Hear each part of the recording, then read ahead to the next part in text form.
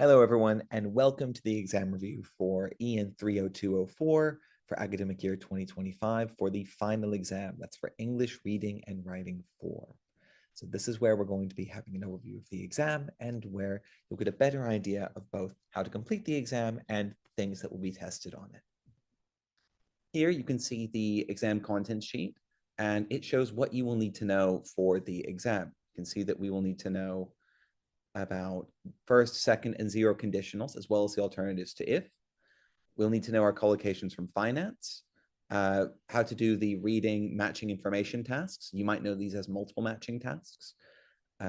Register and vocabulary using an appropriate level of formality, which is something we've discussed this term, and writing a formal letter like we've done in class. All the material tested in the assignments can be found in Google Classroom. We will be looking at which assignments are related to each exam task as we go through. You will also find some additional revision materials such as Quizlet sets and grammar summaries on Google Classroom. So in our review, we're going to be looking at for each topic what will be included in each part of the test, a brief review of content if necessary, which class materials this information comes from, possibly looking at the exam task and how to perform it, and doing additional practice, which is similar to the exam, but with questions which are not those which will appear on the exam itself.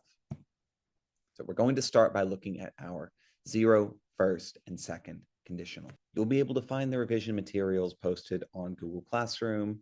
I'm also going to post them as revision materials in the assignments tab under revision conditionals. What you'll need to know for the exam is what you can see on this slide. You'll need to know the difference between the first conditional, the zero conditional, and the second conditional with the present unreal, as well as be aware of some alternatives to it. Let's look at a few together.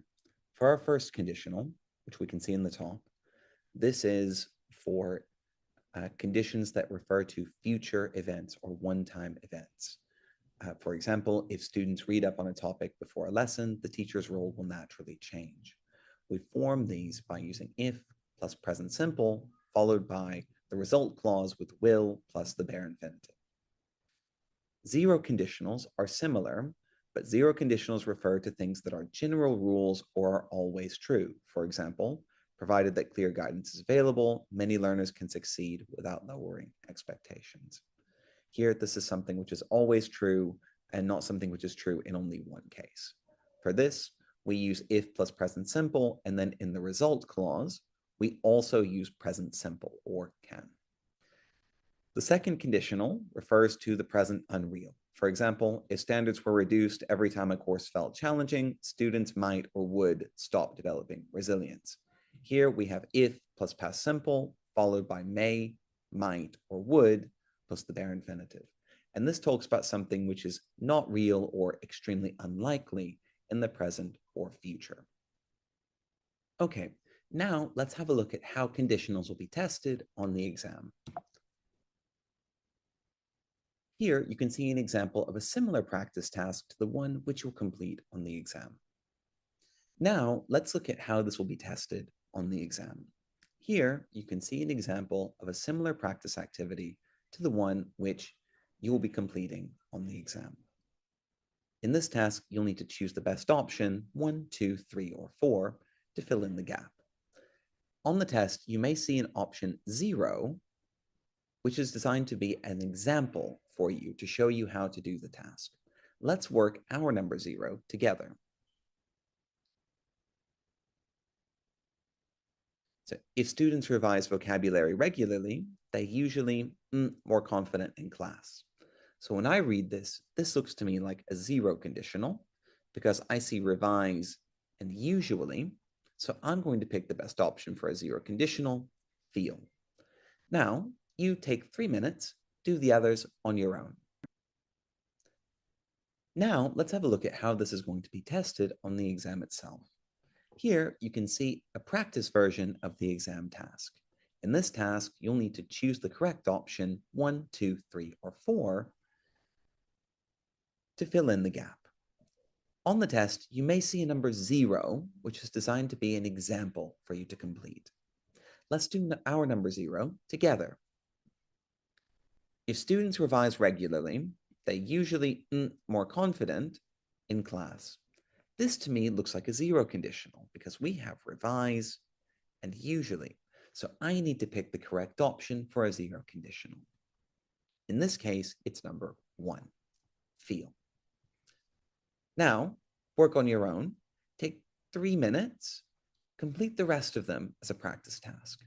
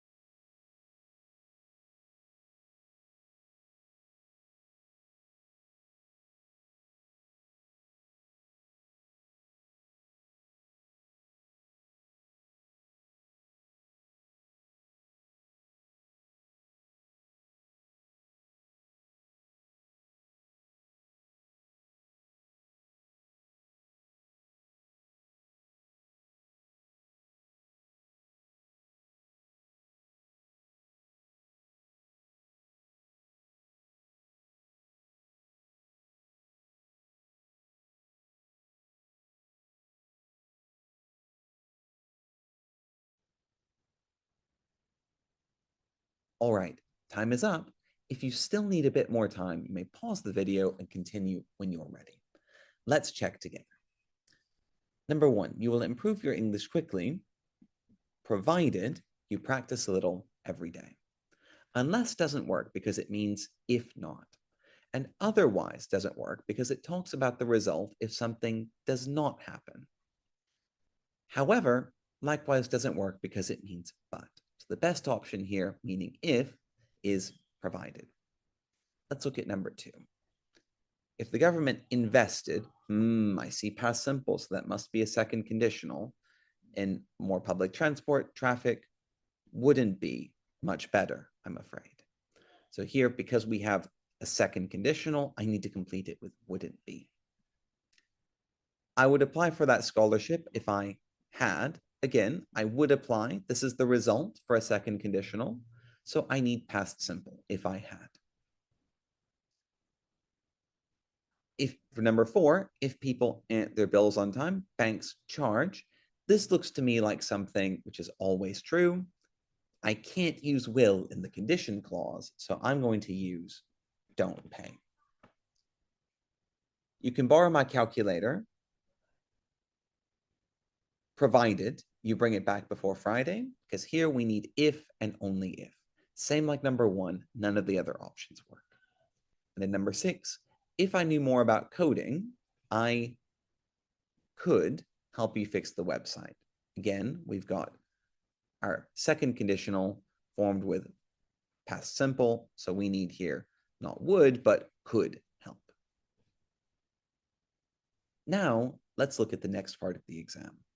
In this part of the exam, you're going to be tested on the various collocations that we learned about finance. Here, you can see a list of the vocabulary that you might need to know for the exam. Take a few minutes, check that you remember all of the different terms that we covered.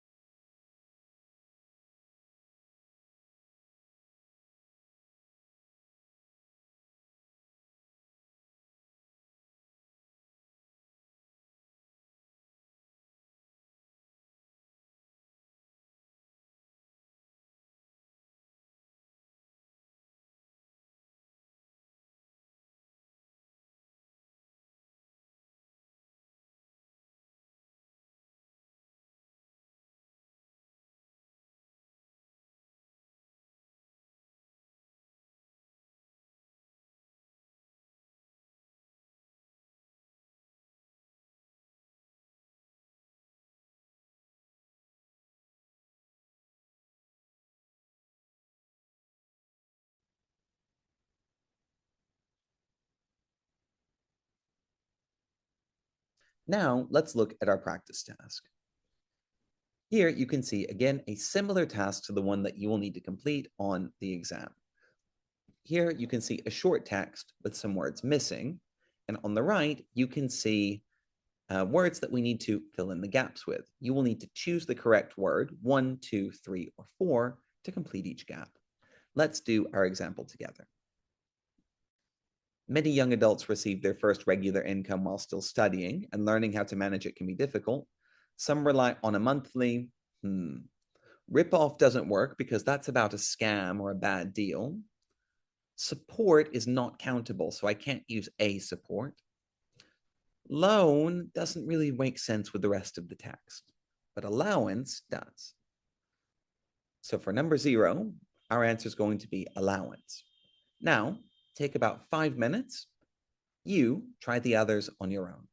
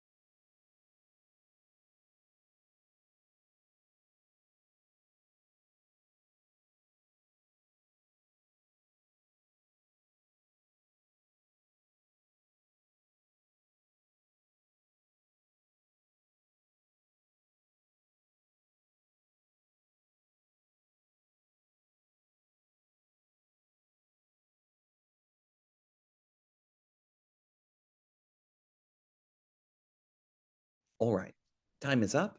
Now let's check together. Again, if you still need more time, you may pause the video and continue when you are ready. Number 7, take out a small loan. This is the collocation that we learned. Number 8, it's easy to become broke because at this point, this person has no money. Encourage people to splash out on. This is a phrasal verb that we covered. Or a complete rip-off. This is another collocation that we studied. Who do not shop around. This was the phrase that we had for checking the price at multiple places. And the last one, put aside, or in other words, to save money each month. So if you've forgotten some of these vocabulary items, you can find them in our learning materials, which are located here in this unit on money matters.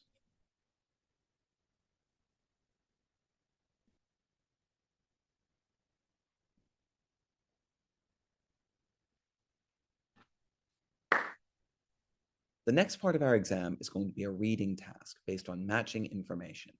These are the tasks that look like this. In this task, you're going to be given 4 short texts labeled 1, 2, 3, and 4, which are all on the same or similar topics.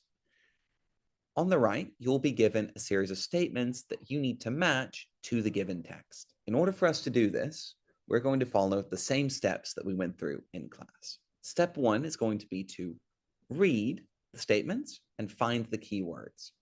In my case, for number 1, it's explained how economic reasons have enforced changes. Lots of things here. For me, I'm going to look for the word enforced. That to me looks like the easiest for me personally to find. So what I'm going to do is read each text quickly, looking only for enforcement, laws, changes, something like this.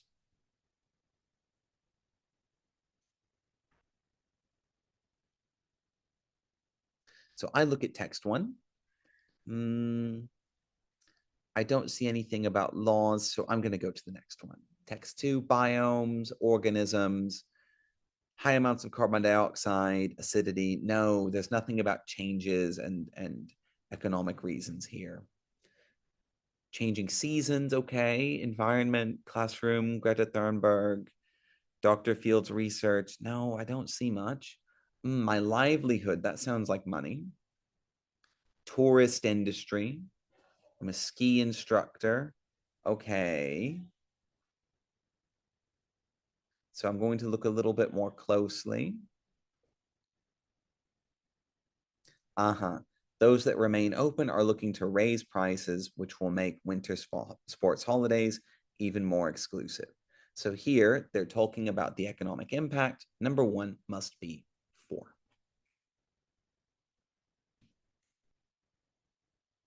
Now, take about 8 minutes. Do the rest on your own.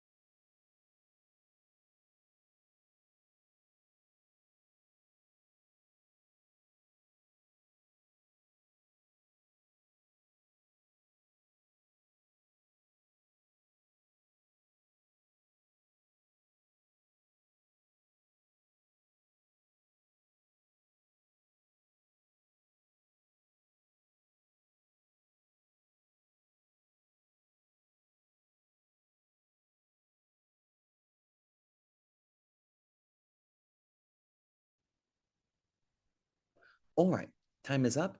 As with before, if you need more time, you may pause the video and continue when you're ready.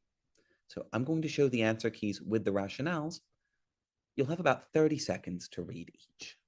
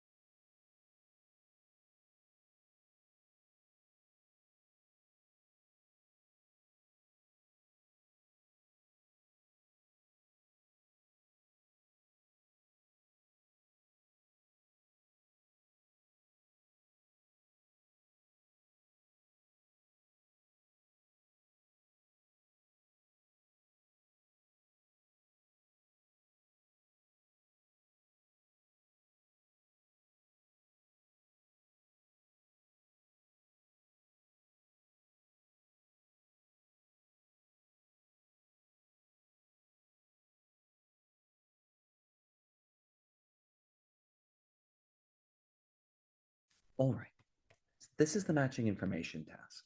If you've forgotten how to do it, or if you want to refer back to our own learning materials on this, you can refer back to our unit on money matters,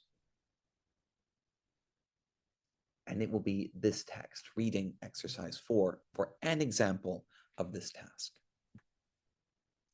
Now, let's move on to our next part, where we're going to look at register and using formal vocabulary.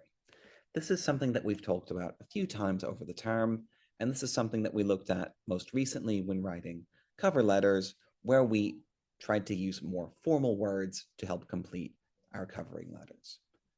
This is in the covering letters lesson, exercise 5. In the exam, we will need to do a very similar activity. Here, you can see a practice version of what you'll need to do in the exam. You'll be given a set of sentences with verbs in italics that we need to change for a more formal verb from the box. For example, if we do the first one together, we find out that the school intends to build. I need a more formal word for build, which will be construct. Take 3 minutes, work on your own, do the others, replace the italicized word or words with the correct option from above.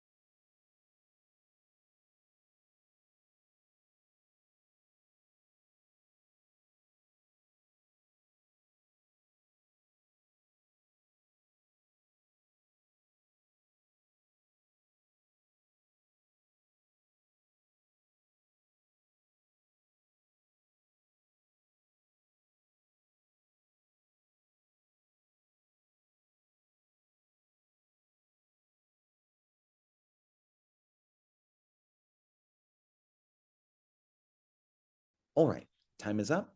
Again, if you need more time, you may pause the video and finish before continuing when you're ready. So number 20.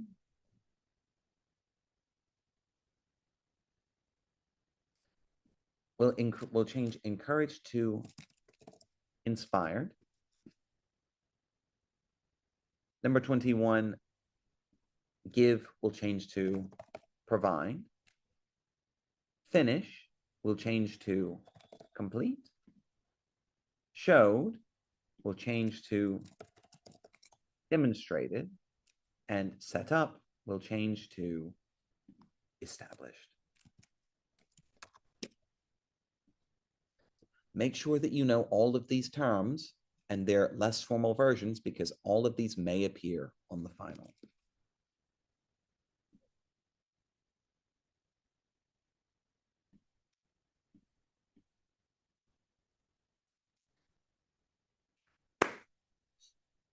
The final part of the exam is writing a formal letter or a covering letter like we practiced recently in class. Let's take a look at an example of a task like the one which you will be given on the exam and an example of how that task was completed appropriately. Here you can see the example task. Take 2 minutes, read it, and find the important details.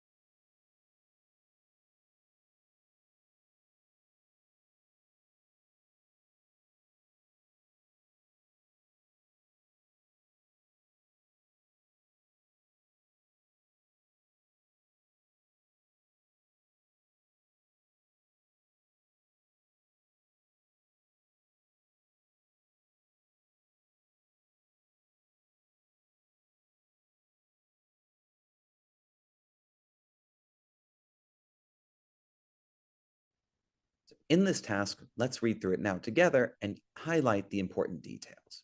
We find out the person is going to work in a library for a summer program, working with children aged 10 to 14. They'll need to organize activities, guide children, and assist with administrative tasks. It's a 6-week position. They do provide training, and they want to see an interest in reading or experience working with young people. The applicant needs to write a formal letter saying why they would like to be in the program and the personal qualities and experience they have that make them a good candidate for the summer program. The letter should be addressed to the program coordinator, and it needs to be from 150 to 170 words. Now, let's look together at a model answer. First, take 2 minutes, read through the model answer, and think about how it achieves the task and in what ways it does not achieve the task.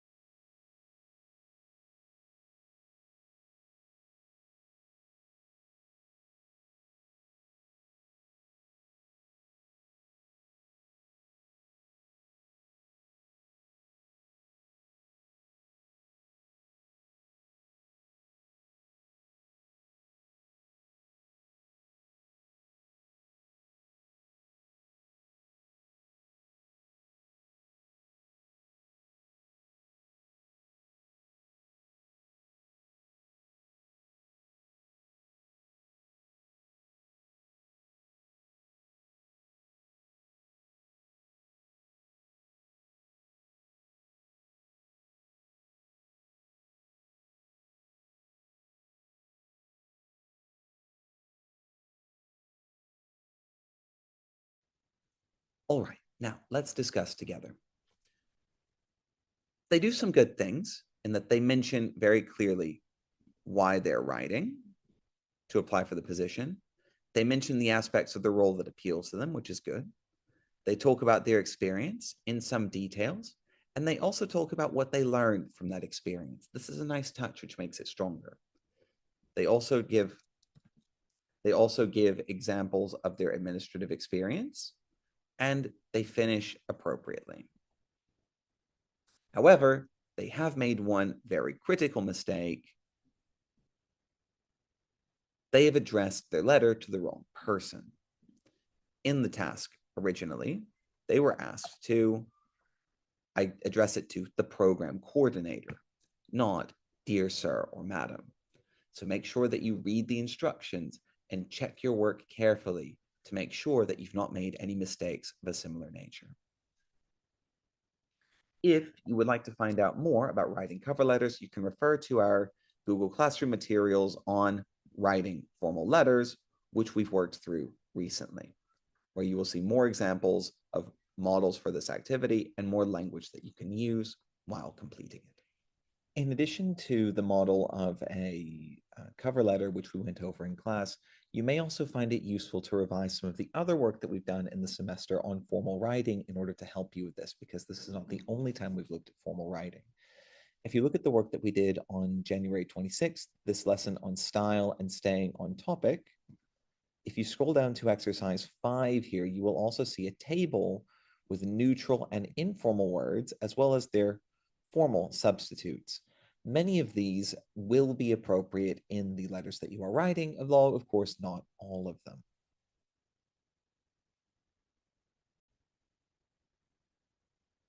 I also recommend scrolling down to the end of this and looking at the work that we did on using a range of vocabulary. Now, many people weren't here for this work, but it's still worth something to think about, the ways that we can avoid repeating ourselves. Even in our cover letters, we're going to want to use a good range of language to show what we know and what we can do.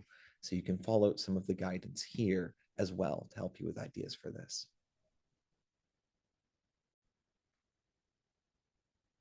And lastly, in the unit that we did on cover letters, in the final task which we did, our writing task, if you look at the bottom, you can see a checklist here. Now, on the exam, you'll need to keep these things in mind yourself, but it's worth memorizing this checklist. That way, you know what to look for when it's your turn to write your letters on the exam. If you've done all of these things correctly, it's most likely that, well, you may not get perfect marks, but it is most likely that you will do very well.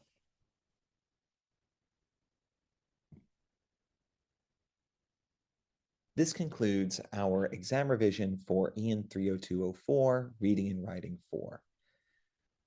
I hope that this has given you guys a clear expectation of what's going to be on the exam and how it's going to be tested.